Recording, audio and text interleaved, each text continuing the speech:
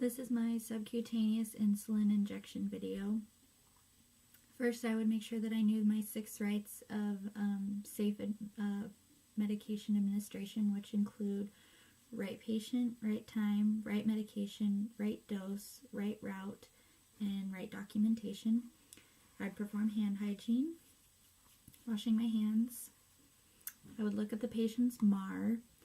So I'm looking at the patient's MAR, and the patient is to receive Humulin intermediate acting insulin, 16 units sub-Q every morning, but also Humulin regular insulin subcutaneous per the sliding scale twice daily with morning and evening meal. And at 7 o'clock, the patient's glucose was at 230, so I'm going to look at my sliding scale. When the glucose is between 200 and 249, the patient is to receive 10 units of the regular insulin. So, wash my hands. I'm going to go over to my insulin and roll between my hands, making sure not to shake them. Checking the expiration date after they've been open, they're good for 30 days. So I'll roll both of the vials between my hands, making sure to mix them. I'm going to push this down so everybody can see. I have my insulin needle that I'm going to, first I'm going to wipe off the tops of my insulin with an alcohol pad.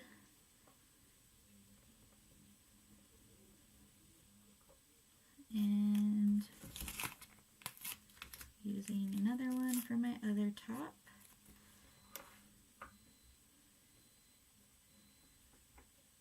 Okay, throwing away my garbage, keep my area clean.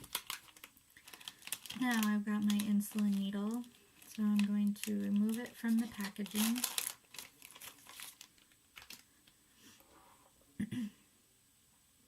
Carefully remove the cap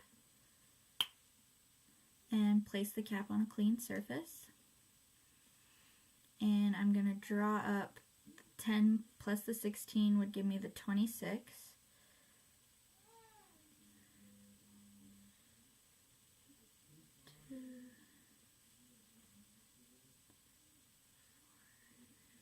So I've got 26 of air in my vial.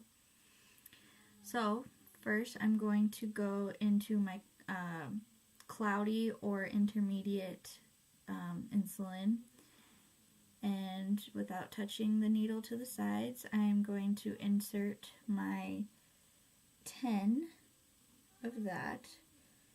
So I have to go slow because these go so fast.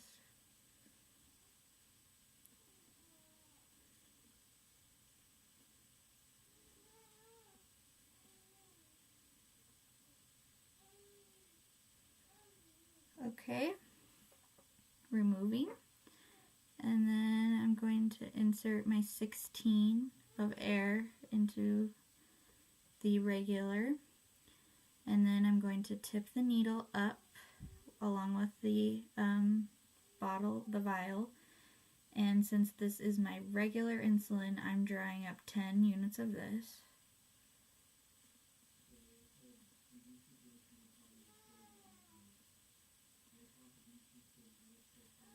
And making sure to get rid of any air bubbles.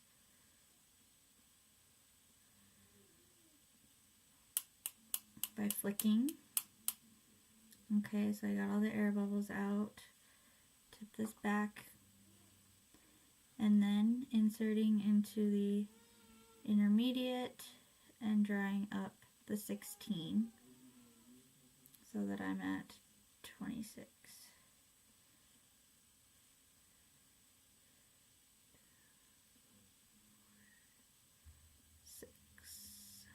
Okay, set that down, grab my needle cap, use the scooping method with one hand to recap. Then I would double check with my nurse to make sure that she sees that this is 26 units of insulin to be given to my patient. So double check, she says yes. I'm going to walk down to my patient's room and knock on the door. Hi, my name is Maddie. I'm your nurse today, and I'm going to be giving you your insulin shot.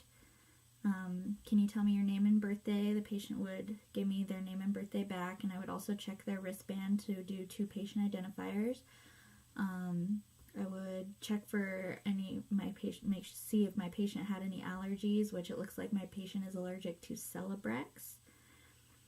So once I've confirmed that this is my patient, and I've explained the procedure to the patient, I'm going to take my alcohol swab, and this will be giving into the patient's stomach.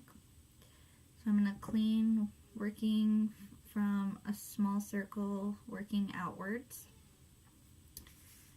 And then when I'm giving the insulin, it's going to be at a 45-degree angle on a non-obese patient, and then about 90-degree angle on an obese patient. So my patient weighs 185 pounds and he is 42 years old, so I'm going to go at a 45-degree angle, carefully remove the cap.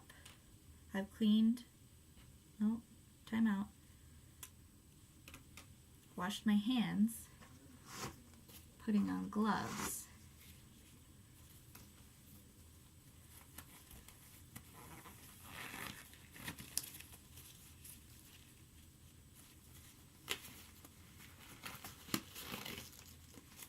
Patient's skin is cleaned.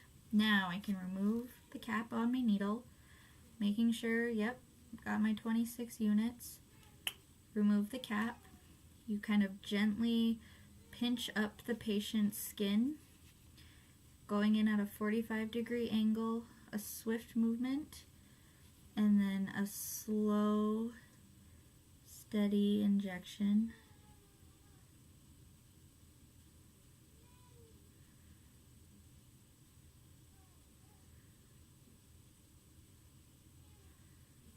And leaving it in for a few seconds to make sure the rest gets out of the needle, and removing, recapping the needle if I have to walk across the room, but otherwise not recapping the needle, disposing in the sharps bin.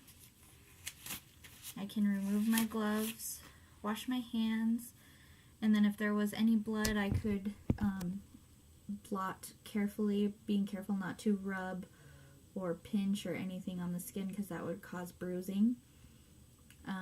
And then I'm going to go and document the time and the amount and also the location of the insulin that I gave.